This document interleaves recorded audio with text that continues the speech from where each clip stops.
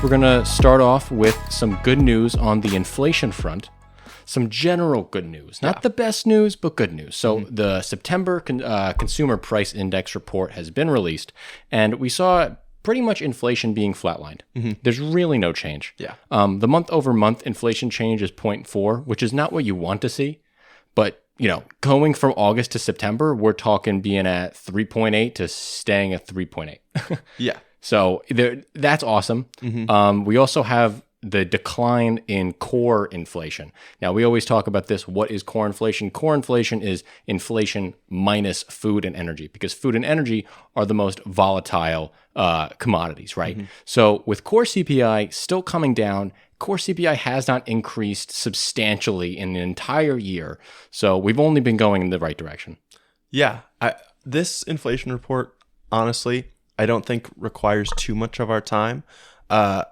Prices were mostly driven by gasoline, which came because OPEC, specifically Saudi Arabia and Russia, clamped down on their supply a little bit because they wanted to drive up prices and profitability of the oil that they were exporting. Economists that I've read all expect these energy prices to kind of level out by the end of the year, so it's not something to super worry about in the long term. And the other biggest piece of this were rents, housing, shelter costs. But as I also dug into this a little bit more, I found that economists kind of don't care about shelter costs, at least on a monthly basis in CPI, because these costs can be reflective of leases that were signed anywhere up to 12 months in the past. It doesn't really make sense to be like, oh, rents were specifically up in this current month. Well, we don't know what that's reflecting exactly. Yeah, it takes a long time for shelter to be reflected in the CPI reports. And we are starting to see it, right? Shelter has been coming down over the last, the rate in which shelter is increasing has been coming down, month over month, which is good. But it's just a hard thing because you sign your lease, you're in that lease for a year.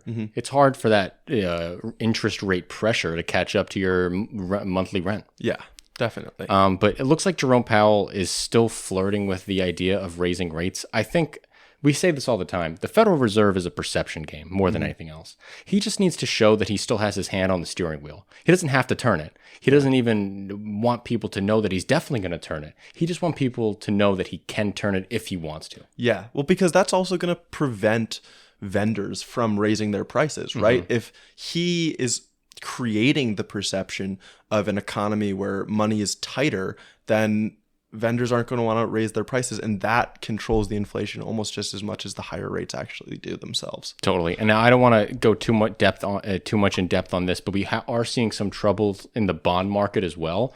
10-year bonds have recently gone up to 4.9%, which means that bonds purchased 8 years ago are way less valuable than bonds you could purchase right now. Okay. And a lot of banks and bond investors, which are supposed to be the most stable type of investing you can get, are now in trouble because they're sitting on a buttload of bad bonds. And because we now have this massive spike in bond prices, we could see another banking crisis like we saw with the Silicon Valley Bank. So I don't think I quite get this, right?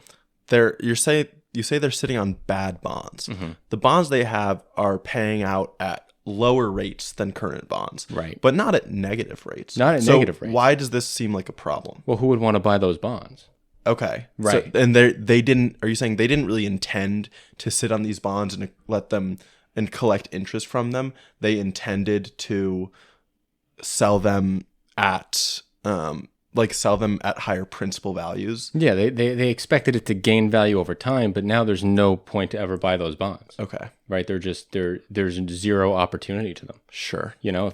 Why would you buy a bond making you $1 when you could buy a bond making $2? Yeah. Well, I get my line of thought here is would it be okay if they just collected interest? Oh yeah, and they just sat on the bonds? Yeah. Yeah, not really. You have to be able to trade those types of assets pretty frequently, right?